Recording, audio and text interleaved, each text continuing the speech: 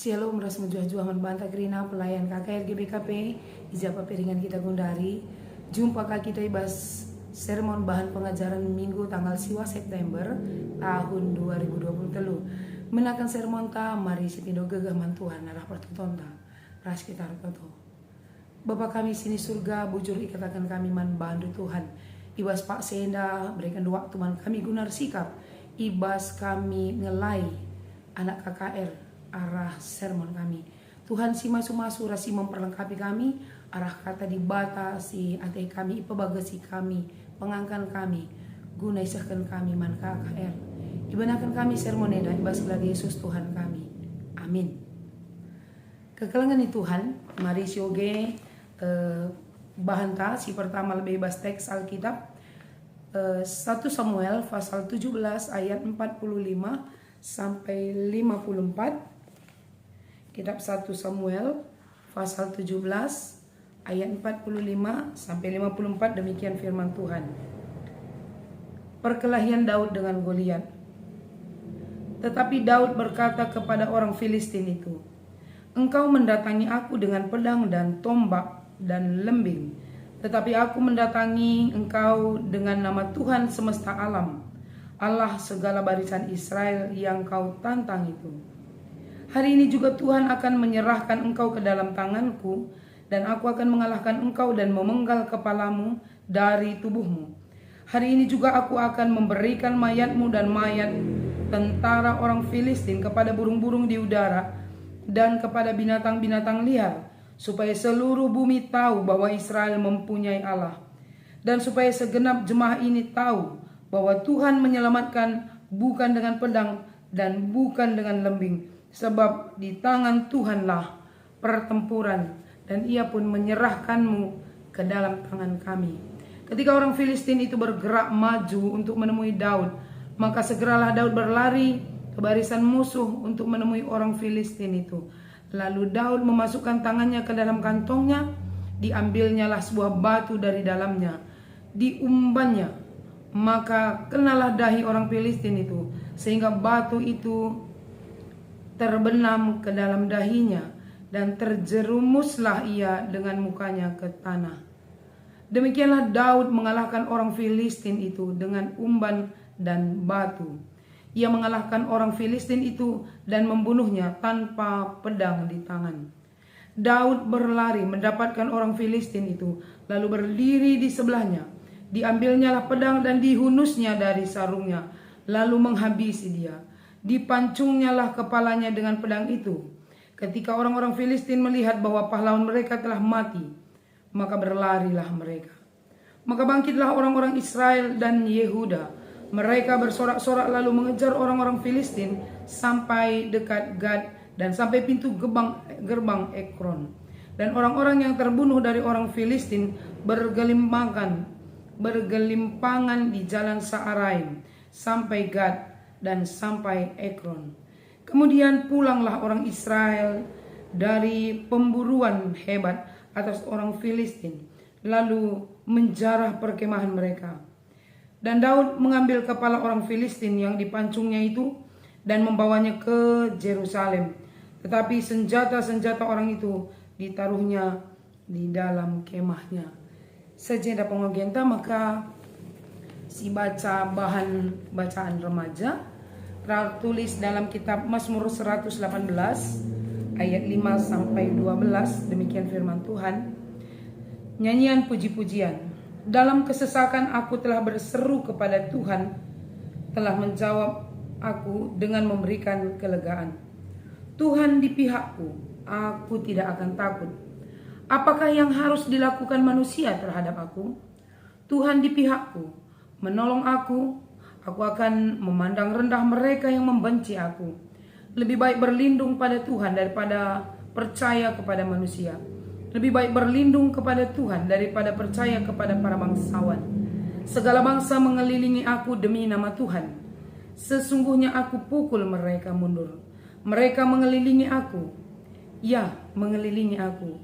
Demi nama Tuhan, sesungguhnya aku pukul mereka mundur. Mereka mengelilingi aku seperti lebah. Mereka menyala-nyala seperti api duri. Demi nama Tuhan, sesungguhnya aku pukul mereka mundur. Sejenak bahan pengogenta pelayan KKR Sekeliling Tuhan, kita berbicara tentang dua tokoh yang sangat sentral di Alkitab, yaitu Daud dan Goliat. Ya, Ogentenda berbicara tentang puncak peperangan Daud dan Goliat, bangsa Israel dengan bangsa Filistin. Mengantar teksta, mari si OG Kakarikupudi sebagai referensi guru-guru Krina. Kita tidak langsung berbicara ke dalam tahap peperangan kemenangan Daud, tapi mari si ceritakan si antar cerita man anak-anak ta dari sejarah kehidupan Daud. Siapa Daud? Seorang yang berparas manis, ya. Dari seluruh saudaranya dia adalah anak bungsu, bekerja sebagai seorang gembala di tengah bal-bal labo kalak-kalak si luar biasa. Dia orang yang biasa-biasa saja, tetapi dia punya perilaku atau punya karakter yang baik. Dia berdoa kepada Tuhan, dia bermain musik, dia seorang yang lembut hati, seorang yang sangat baik dalam karakter yang ada di Alkitab. Jadi ijenda sinan, Daud adalah seorang gembala. Nanti kita bisa juga antar dengan cerita bahwa pada saat mengembala, Daud pernah bertemu dengan hewan buas yang akan memangsa domba-dombanya. Tapi dia mengusir hewan buas itu dengan senjata yang ia pakai akhirnya untuk melawan Goliat. Oke, jadi bentuklah keningan labu seri, tapi baci si bayangkan deskan ketapel memang batu-batu kecil, batu sungai penjalkan nih mege. Bagaimana plaus sakrina hewan-hewan buas tu pun ia menggembala. Maka pas bas ogentenda Daud tidak sama sekali mengandalkan kekuatannya. Nah, ini bahan pengajaran dimulai untuk renungan kepada guru-guru juga ya. Di sini jenda Daud sekali-kali tidak mengandalkan kekuatannya. Daud selalu berbicara dan menyebut nama Tuhan ketika ia memulai peperangannya. Dia menyebut nama Tuhan, tidak hanya menyebut tapi mengandalkan Tuhan. Ayat 45 sampai 47. Daud itu tertekan. Bangsa Israel sudah ditekan. Tapi apa yang dikatakan oleh Daud? Engkau mendatangi aku dengan pedang dan tombak. Ini kemudian pedang dan tombak, perlengkapan perang yang luar biasa. Tetapi ini legenda, engkau akan memenggal kepalamu sendiri. Bicara kita kaget kan menggisah sekali kalimat Daud ini, tambah marah orang Filistin. Pedang dan tombak yang engkau bawa akan memenggal kepalamu sendiri. Nah, lah logika. Kita juga berpikir tidak logika karena bangsa Filistin yang besar bertemu dengan bangsa Israel yang tidak punya perlengkapan perang yang cukup.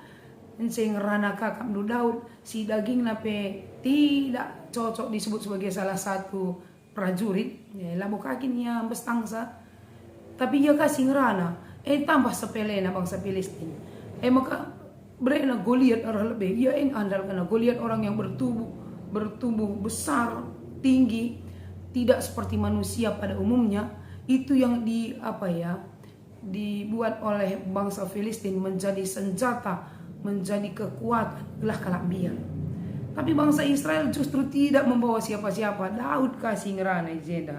Maka nina jeda, aku akan memberikan mayatmu kepada burung-burung. Di akhir cerita kan itu benar terjadi ya, bahwa Daud memenggal kepala Goliat. Maka nina jeda, Tuhan tidak menyelamatkan dengan pedang, tapi Tuhan menyelamatkan dengan tangannya. Dibawa secara logika lah mungkin, tapi itulah yang terjadi. Kemudian Daud mengambil batu dari sakunya, berlari ke arah barisan musuh ke depan. Dan baca bentuk alat peraga, tapi dia tak baca aja ya. Gambar Daud berlari, gambar Daud mengambil batu dari sakunya. Maka diumbannya nih bagi pensel kena bagi tepat di sini di dahinya. Jadi walaupun cerita ini luar biasa untuk anak kecil dan anak balita manbanta pelayan kakak, mari kita cari alat peraga yang tidak membuat imajinasi mereka juga terlalu meluas. Sebab ada cerita ini dalam cerita pembunuhan peperangan agak keras, tapi kita cari gambar-gambar animasi atau kartun sangat banyak di media sosial yang membantu kita menceritakan bagaimana Daud melawan Goliat, bagaimana Daud yang kecil nita bagi kalak rata-rata tinggi badannya, dan Goliat yang seperti manusia raksasa juga yang mengalahkan. Jadi itu bisa membuka imajinasinya, wah kok bisa dia kalahkan. Bukan buka baca lu kena penekanan yang perlu kita sampaikan, karena Daud berperang bersama dengan Tuhan. Tuhan menolong Daud. Senjatanya memang kecil tapi tepat sasaran. Kayak perenungan man guru jenda. Atau guru-guru ketika ada pergumulan, lah kepeken belina senjata, lah kepeken belina strategi yang akan membuat kita menang. Tidak banyaknya teman yang mendukung, tidak banyaknya harta kekayaan yang akan menyelesaikan persoalan. Tetapi ketika Tuhan yang membela, dia hanya menggunakan sesuatu yang sederhana, baci aman. Seperti Daud ya, aman. Hanya batu tapi aman, tepat sasaran. Galang pe senjata tadilah tepat sasaran. Kecil tapi tepat sasaran. Ya, memang dia Daud.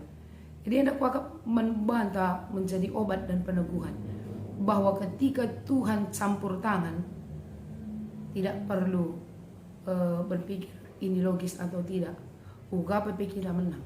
So Tuhan campur tangan. Bangeranalah seperti Daud. Bukan aku tapi Tuhan yang akan berperang melawan bangsa Filistin ini. Labu aku nina. Nah, kita kadang-kadang berdoa, kita angkat tangan tapi kita yang turun tangan. Seharusnya ketika kita angkat tangan, Tuhan turun tangan. Maka ulah kita turun tangan, dari ladung persoalan. Ya, apa yang kemudian terjadi? Ketika orang Filistin itu terjerumus, nak tak mati, James mati nina, Daud. Dia ambil pedangnya, pedang kalak Filistin ready. Dipenggalnya lah kepalanya. Maka bawa-bawahan takalna ku Yerusalem. Bagian sadela pada si banalat peragan. Tapi apa tujuan ia membawa penggalan kepala Daud? Tadi si baca ku terus untuk membuktikan kepada orang-orang yang ada di Yerusalem bahwa Tuhan yang disembah oleh orang Israel itu mampu mengalahkan bangsa Filistin. Ndak buktinya, karena Israel kan butuh bukti, orang yang melihat juga butuh bukti. Jadi kita tidak menerangkan sampai ke sana, ke proses pembunuhannya, khusus ke anak kecil dan balita. Biarkah karya ini bunuh-bunuhan dipenggal kepala. Walaupun kita akan bacakan teks secara utuh, tapi minta kematian Goliat itu benar-benar karena kuasa Allah bekerja atas Israel, khususnya atas Daud. Maka di mati pimpinan nakrina kelkiam anggota pasukan bangsa Filistin pergi. Di khusus anak tanggung ras remaja, ngobaci si terangkan, maka mereka semua akhirnya mati. Ada yang melarikan diri, mereka menjadi tawanan, mereka menjadi budak bagi bangsa Israel, yang sebelumnya bangsa Israel tunduk kepada bangsa Filistin yang sangat besar, sangat kejam, sangat menakutkan. Hanya satu kata kunci silit materi tenda, bahwa orang yang mengandalkan Tuhan, orang yang berserah dan berjalan bersama Tuhan akan dibela oleh Tuhan. Eka intinya. Maka nama di sini tema agenda untuk anak kecil, anak balita, dan anak tanggung temanya sama. Daud melawan Goliat. Artinya tiga-tiganya tidak berbicara tentang teknik peperangan, tapi bagaimana dia berani melawan. Makanya menyebutkan nama tokoh dalam perikop itu untuk anak balita, untuk anak kecil ya. Siapa tokoh dalam perikop? Kalau tokoh itu hanya ada dua sebenarnya, Daud dan Goliat. Tapi kalau tokoh secara umum ada bangsa Israel, ada Allah, ada bangsa Filistin. Jadi baci bergerak kita untuk alat peraga, tokoh-tokoh yang disebutkan, dan kita perlihatkan gambar. Ini Goliat, ini bangsa Filistin, ini Daud, ini bangsa Israel. Kalau Allah tidak bisa kita gambarkan, hanya dalam bentuk suara, hanya dalam bentuk angin, awan, atau merpati. Bagi Ali pada sindekah lah kali merpati dengan menggambarkan Allah. Jadi kita hanya sebut Israel, Filistin, Daud, dan Goliat. Kita bisa perlihatkan gambarnya. Mengikuti ucapan guru memperlihatkan keberanian Daud. Bagaimana keberaniannya? Dia berlari ke depan, guru bisa praktekkannya. Dia berlari ke depan dan dia mengambil batu dari kantong sakunya. Maka imbanna nina. Jadi dia tidak takut. Dan dia ajari anak-anak, jangan pernah takut. Labo maka ulang biar rubat ya. Jadi ulah kaku si arahna. Jangan takut. Artinya takut itu apa saja bentuknya untuk anak kecil yang tanggung. Jangan takut gelap, jangan takut orang asing, Jangan takut misalnya teman-teman si daging nambes tangan lara kita, adilah kita salah, jangan takut. Jadi ulah kakak nakari, lawanlah abangku, jangan takut. Tidak ke sana, arahnya jangan takut untuk hal-hal yang benar. Jangan takut. Ya, maka menunjukkan tindakan berani dalam kelas. Jangan takut berdiri di kelas, di gereja. Jangan takut bawa doa syafaat, bernyanyi, membawakan acara. Jangan takut menyebutkan sesuatu yang diminta oleh guru, anak balita, anak kecil, nggak serius. Jangan takut. Artinya kepercayaan diri itu harus dibangun di setiap kegiatan, baik di rumah, di sekolah maupun di gereja, di lingkungan juga. Jangan takut. Adina laku beluh nina, kita harus cari bahwa Tuhan bantu aku. Jadi keberanian itu tidak hanya untuk melawan orang yang ada di luar kita, tapi keberanian itu adalah untuk membuat kita bisa melakukan banyak hal. Ketika kepercayaan diri itu kurang, tetapi karena Tuhan ada bersama kita, kita berani. Nah, iya untuk anak kecil dan untuk anak balita. Anak tanggung kita tambah dengan menjelaskan pentingnya berani, ya. Karena orang yang berani itu akan berhasil. Karena orang yang berani itu akan bahagia. Dan orang yang berani itu menyatakan kebenaran. Kalau orang yang tidak berani, walaupun dia punya jawaban, walaupun dia punya kekuatan, tapi di lapang melai gunana, orang yang tidak berani itu akan sia-sia. Walaupun ia memiliki sesuatu yang banyak, yang benar dalam dirinya. Sama seperti orang yang mau memperlihatkan keahliannya, lagi di lapang. Jadi harus berani, ya. Dengan pada remaja tadi ada beberapa kalimat yang disebutkan di sini di dalam teks. Kita ingat ada satu lagu, ya, yang sering kita nyanyikan, walau 1000 rebah di sisiku. Nah, ayat ini sebenarnya dasar dari lagu tersebut, ya. Mereka mengelilingi aku seperti lebah, mereka menyala-nyala seperti api duri, tapi demi nama Tuhan. Apa hubungan teks bacaan remaja dengan teks Alkitab? Bahwa Daud juga berkata bahwa dalam nama Tuhan, dia mengandalkan Tuhan. Pemazmur juga demi nama Tuhan, gitu, ya. Demi nama Tuhan, berkali-kali dia ucapkan demi nama Tuhan.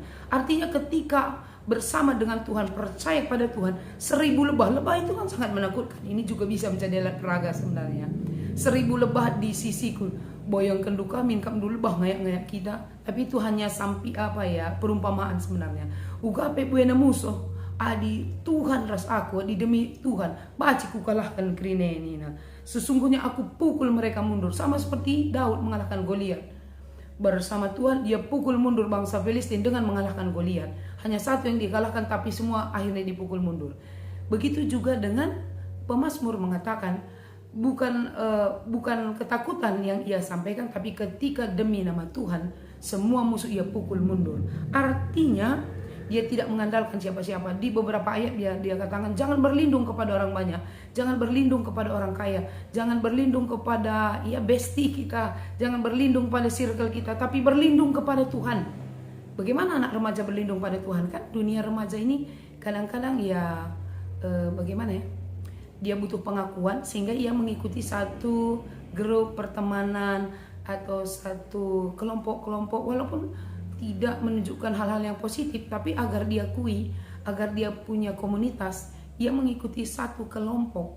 Dan kelompok itu belum tentu membuat dia menjadi orang yang baik dan benar. Bisa saja membawa ke hal-hal yang negatif.